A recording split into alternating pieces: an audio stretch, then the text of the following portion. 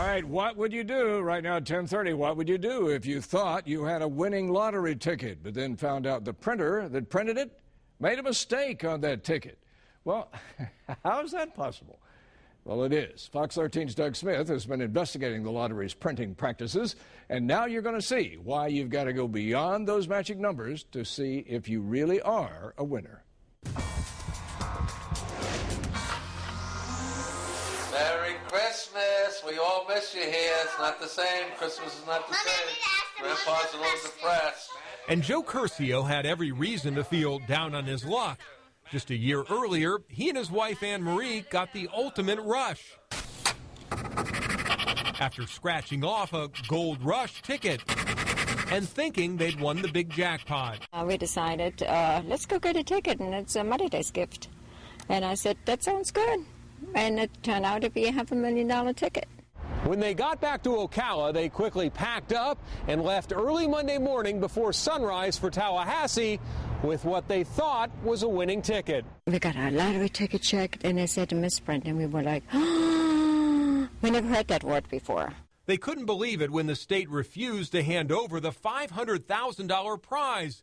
The Curcio's attorney calls it fraud. They knew that misprints were going to occur. This is a copy of the ticket. The original is in safe storage. It appears to have a 1 on the top row and a 1 above the $500,000 scratch-off piece. The ticket's not a winner according to the lottery because first, it didn't scan.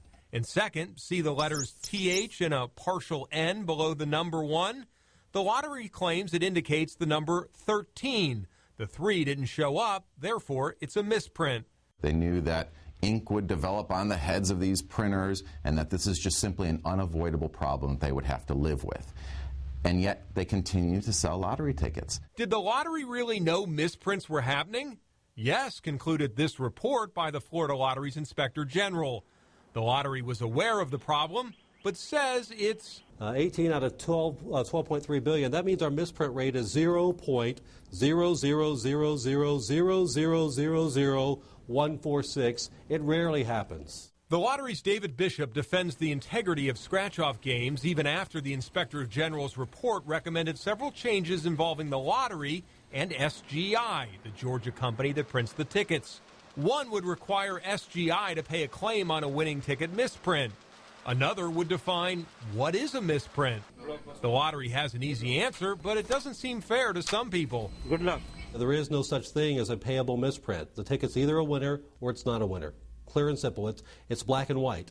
Black and white. That's what folks who play the lottery think. It's easy to know if you've won. The matching numbers, so you're on a, whatever 4 numbers on the top, then they have to match the ones on the bottom. That's not always true, as the Curcios found out. It's not just a matter of scratch and match. There's a triple verification system.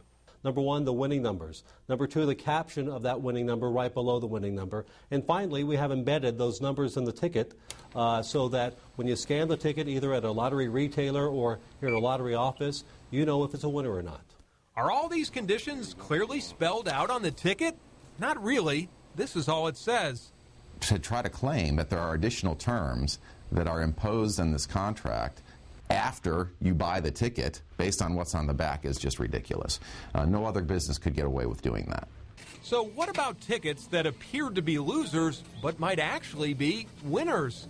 That's a real problem because people are throwing away tickets all the time that could very well be winning tickets if these misprints are out there. Most people we spoke with had no idea that was even a possibility.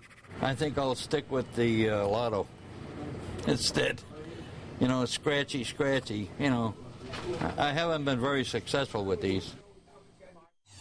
It's been a 5-year legal battle for the Curcios. Joe has now passed away. His wife hopes that she lives long enough to one day see the money, John. Boy, now you can imagine what kind of upsetment they've got here. But, sure. But you mentioned 17 other misprints that the company has made here. Yeah. Misprinting tickets. Have they ever paid out any of these? Not once. The lottery has never, ever paid out for a misprint. Instead, they'll offer the customer another ticket, and that's essentially all they'll do, but they do not pay out for misprints. All right, now does the state law protect the lottery in terms of how much they have to pay out in a lawsuit? And surely they've been sued before. Yeah, well, you know about sovereign immunity. And Yeah. the lottery claims that they are protected by sovereign immunity, which would limit the damages to $200,000. But that limit doesn't apply in a breach of contract case, according to the Curcio's attorney, and that's what they're moving forward on. This is also the first time someone has challenged the lottery's so-called sovereign immunity in court, claiming it operates more like a revenue-generating business